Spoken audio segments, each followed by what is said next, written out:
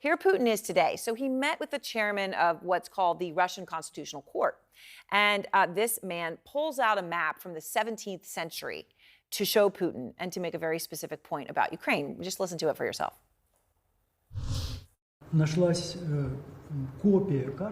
We found a copy of a map from the 17th century, created during the time of Louis XIV.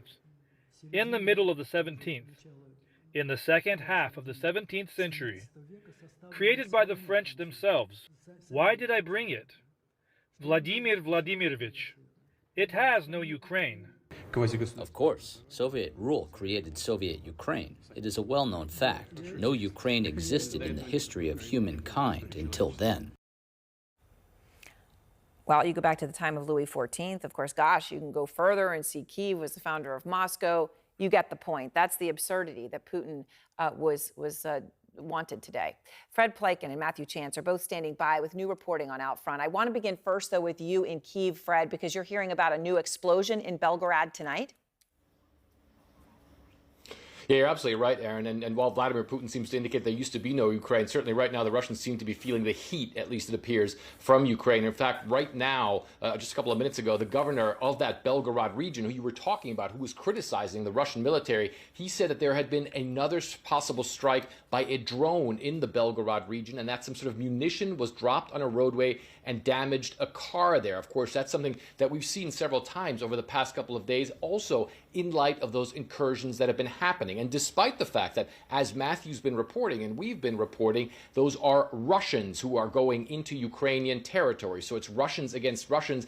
The Russian government, in the form of Dmitry Peskov, the spokesman for Vladimir Putin, is trying to pin this on the Ukrainians. He says today that he believes this all shows that Russia is under attack from Ukraine and that therefore Russia's war against Ukraine is justified. Now, I also asked the National Security Advisor of Ukraine whether or not the Ukrainians are afraid that there could be massive retaliation from the Russians after this, perhaps another massive missile strike. And he said, look, the Russians are already striking us almost every day. They've hit us with more than 1,400 missiles already. What else is going to come? And at the same time, of course, Aaron, the Ukrainians are also preparing for that big counter-offensive. And I asked him where that stands. Here's what he had to say.